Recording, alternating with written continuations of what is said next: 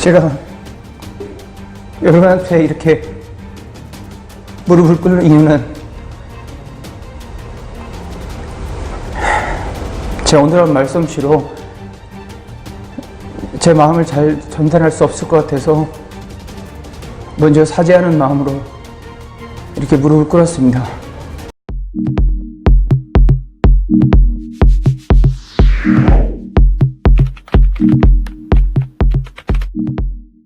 시청자 여러분 안녕하세요.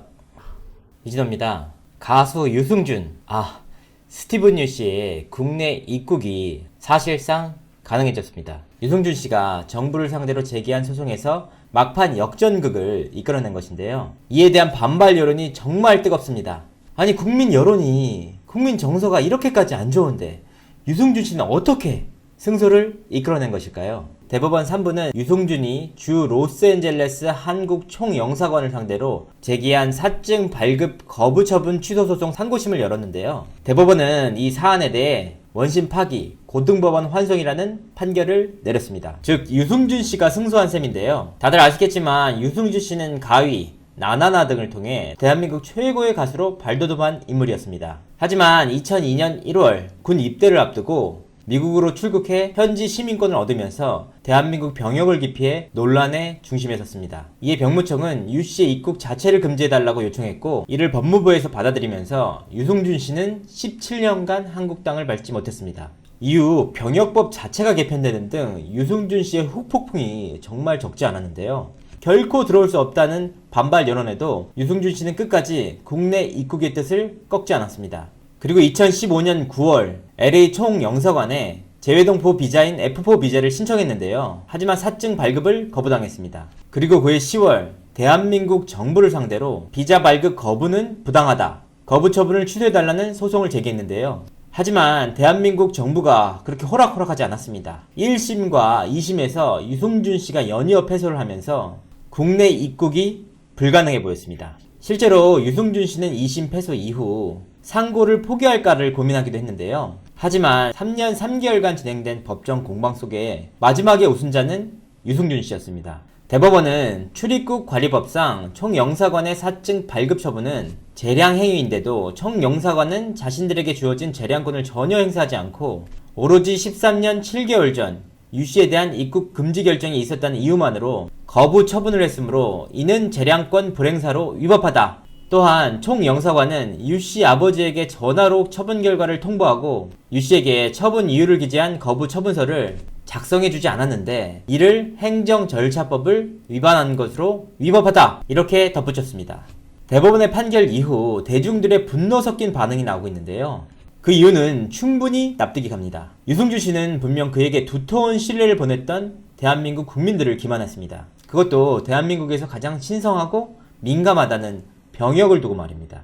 특히나 관광 비자가 아닌 국내에서 활동이 가능한 재외동포 비자를 받을 수 있는 길이 열렸다는 점에서 논란이 커지고 있는데요. F4 비자는 재외동포에게 발급되는 비자로 제한적이긴 하지만 영리 활동이 가능합니다. 3년에 한 번씩 기간 연장만 받으면 국내에서 계속 체류할 수 있는데요. 통상적으로는 방송 활동도 가능합니다. 유승준 씨가 애초에 관광 비자가 아닌 F4 비자를 신청한 데는 분명한 이유가 있었는데요. 관광 비자로 신청해서도 어차피 발급이 거절됐을 것이라는 주장입니다. 애초에 소송을 제기할 목적이었으니 동기부여가 확실한 F4 비자로 발급을 진행한 것이죠. 제가 이 사건을 취재하기 위해 여러 차례 법원에 갔었는데요. 그때 만나는 법조인들마다 유승준 씨의 승소 가능성이 낮지 않다고 입을 모은 바 있습니다. 그 이유는 두 가지였는데요. 먼저 유승준 씨의 법률 대리사가 국내 3대 로펌으로 꼽히는 세종이다 라는 점이 첫 번째 이유였습니다. 도덕적으로 비난받을 일이라는 건 그 누구보다 유승준 씨가 잘 알고 있습니다. 하지만 법리적으로는 충분히 검토되고 철저하게 분석된 소송 제기라는 분석이 나왔는데요. 두 번째는 유승준 씨의 입국을 영구히 거부할 명문화된 법이 없다는 사실입니다. 어떤 법 조항에 근거해 들어오지 못하고 있는 것인지, 만약 그런 조항이 있다면 입국 금지 조치가 언제까지 유효한 것인지 정부 측에서 이를 정확하게 알려주지 않았습니다. 그래서 유승준 씨 측은 이 부분을 집요하게 물고 늘어졌는데요. 앞서 말씀드렸다시피 대법원에서도 이 문제를 지적하기도 했죠. 특히나 유승준 씨의 경우에는 만 38세가 지난 시점에 소송을 제기했는데요. 이는 굉장히 전략적인 선택이었습니다.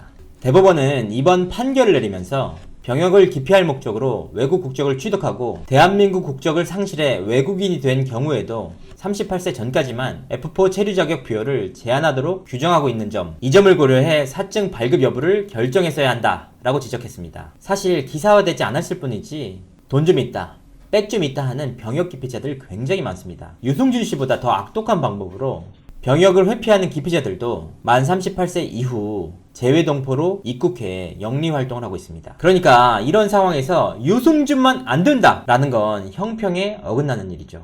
결과적으로 유승준 씨의 철저한 전략이 주요한 셈인데요. 많은 분들이 화가 나실 거라는 걸 잘 알고 있습니다. 하지만 유승준 씨가 입국한다 하더라도 반발 여론이 이렇게까지 큰 상황에서 뭘 할 수 있겠습니까?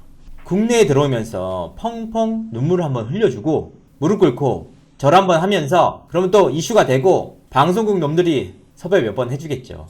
그래도 우리 국민들의 수준을 믿습니다.